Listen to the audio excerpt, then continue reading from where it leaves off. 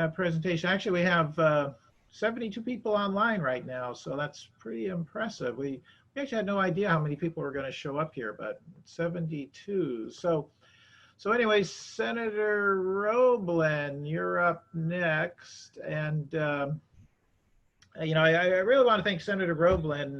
During this last short session, he really worked hard on trying to get the climate bill through. And, as we all know, certain of the other senators and the House members walked out. But anyways, I really appreciate, because Senator Roblin was really doing a lot of work in the background to really pull together a compromise bill. So Senator Roblin, I will turn this over to you now.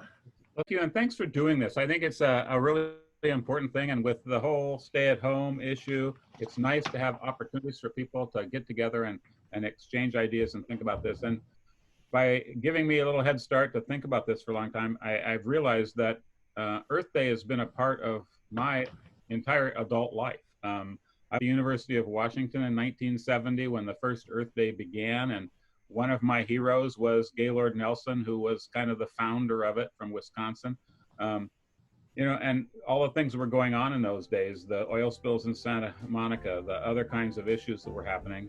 As a kid growing up, I grew up in Port Angeles, Washington, and the Olympics were my playground, and I used to hike and fish and do stuff all over the Olympics. And so it's always been important to me to keep that connection to the natural world that we live in, and to recognize the changes that man has made. And I think I look back when I was a kid, we lived in Seattle for 1 year, just off of Lake Washington. We couldn't see the lake because the big house is on the other side of the street, but we could walk through their yards and get down to the lake. And all of the sewers lines in Seattle poured into the Lake Washington.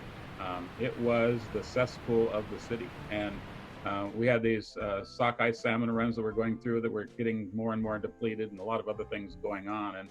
And we watched that change. We watched the algae blooms happen in the lake for a while as it used up all the nitrates from all of the years of having the sewers. And next year will be the very first time that one of the larger cities in Canada, Victoria, will not be dumping raw sewage into the Straits of Longitude. They finally passed a bond last year and have started construction on a sewer treatment plant for the first time in my entire life. So it's kind of an interesting thing how slowly it goes along, and how we understand what we should do, and then we can't figure out how to do that because of other interests that take place. No one wanted a sewage plant in their neighborhood in Victoria, so they had a hard time figuring out to get the political will to get it done.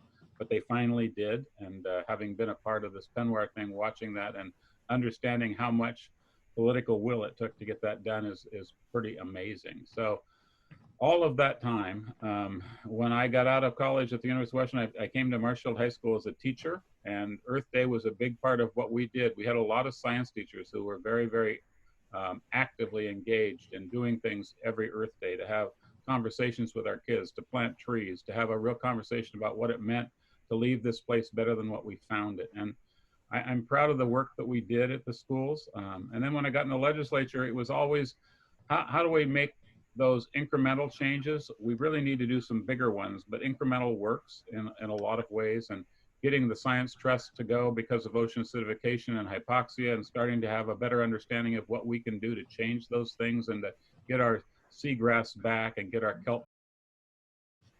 And then getting outdoor school and having opportunities for kids from all over our state to get out in the wilderness, out in places like Camp Gray and others around the state, and get to a vision of what it looks like now, what it should look like in the future.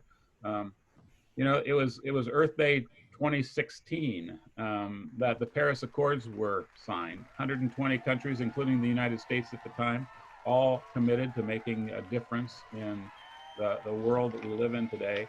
And one of the big fights we have, even as we worked on the bill this last session, was that people still consider it a theory, as opposed to the fact that humankind is the reason that much of what is happening has happened. And today, as we're sitting here with this pandemic going on, and recognizing that Mother Nature generally as I have always said, bats last. It's always good for us to remember and keep humble about us. But one of the things that we've come to understand over the last few weeks is that man has made a big difference. And if you look at the new pictures that have come up about the eastern seaboard and the lack of pollution that is going on because nobody's driving and nobody's doing the kinds of things we generally do. Looking at India for the first time, they can see the Himalayas again. Looking at China and some of these other places, because we've had to take a rest in the world, because we've had to sit back for a little while and think about what's really important in our lives, our families, our health, all of those things, even though it's economically been disastrous for us and the state's going to have to deal with that as time goes on. But to actually see that those individual choices that we make can make a big difference almost instantaneously in the planet we live in. So I hope that people spend some time thinking today about what they can do individually. You've had some activist students that have come to the Capitol this last session. It was really kind of interesting to talk with them because they, I love students because they're always direct. And the first question that they asked me is, what are you doing to make a difference individually? And I had to explain that I was one of the first people to get a Prius because I drive way too much. And it has helped me, and I understand that. Recycling has been a big part. We have our own gardens and grow because we think that's really important. And in this time, my wife has really gotten more engaged in making sure that we're growing as much of our foods that we can. But every one of us can make a difference every day by making choices that limit our use of carbon producing products and make a difference in the world eventually. And I guess I'll end with the thing that even when I was back there as a college student, I used to always say, I don't know why they call it Save the Planet. Really what we're asking is to save humanity on the planet. Because the reality is we can go extinct like so many other animals, and more these years go extinct every year. And we can do that to ourselves if we're not careful. The planet just accepts what we do to it, and it only regenerates later after we stop doing some of the things we do. So hopefully we'll learn from that. Hopefully this combined worldwide experience of the pandemic will have us look to each other to help solve our problems. So thank you for the opportunity to speak to you, and thanks for the opportunity to have represented you as a senator for the last 8 years.